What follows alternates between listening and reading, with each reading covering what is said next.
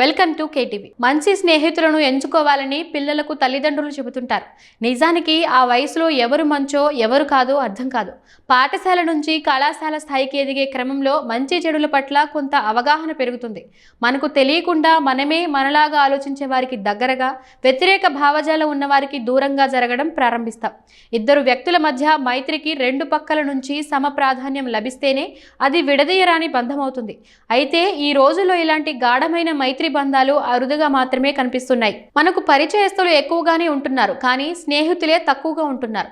ఆ మధ్య అమెరికాలో ఈ స్నేహాల మీద చాలా అధ్యయనాలు జరిగాయి. మిత్రులు తగ్గిపోయి ఒంటరితనంతో బాధపడుతున్న వారి సంఖ్య విపరీతంగా పెరుగుతున్నట్లు ఈ అధ్యయనాలు తేల్చాయి.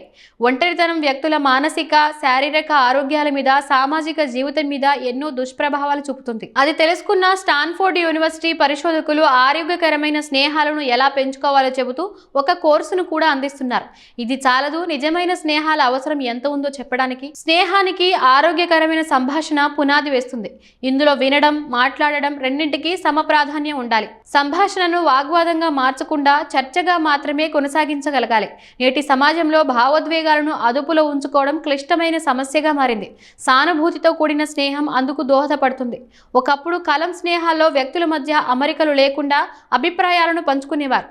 సాంకేతికత పెరిగి సామాజిక మాధ్యమాలు అందుబాటులోకి వచ్చాక అపరిచితులతో కొత్త స్నేహాలు ఏర్పడుతున్నాయి. కలం స్నేహంలో కూడా అటువంటివే ఏర్పడిన మోసాలు, బ్లాక్ మెయిలింగ్ లాంటి వాటికి తావుండేది కాదు. కానీ ఇప్పటి స్నేహాలు అంత నమ్మశక్యమైనవిగా ఉండటం లేదని జరుగుతున్న సంఘటనలు తెలియజేస్తున్నాయి. ఆరోగ్యకరమైన స్నేహానికి 8 ప్రధానమైన అంశాలు తోడ్పడతాయి. పరస్పర నమ్మకం కలిగి ఉండాలి.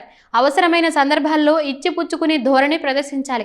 అభిప్రాయాలను, ఆలోచనలను స్పష్టంగా వ్యక్తీకరించాలి. ఒకరినొకరు గౌరవించుకుంటూ స్నేహబంధంలోనూ ఎవరి స్పేస్ వారికి ఇవ్వాలని తెలుసుకుని ప్రవర్తించాలి.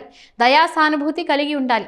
అభిప్రాయ భేదాలు వచ్చినప్పుడు సంయమనంతో వ్యవహరించాలి. బయటి నుంచి వచ్చిన సమస్యలను కలిసి పరిష్కరించుకోవాలి.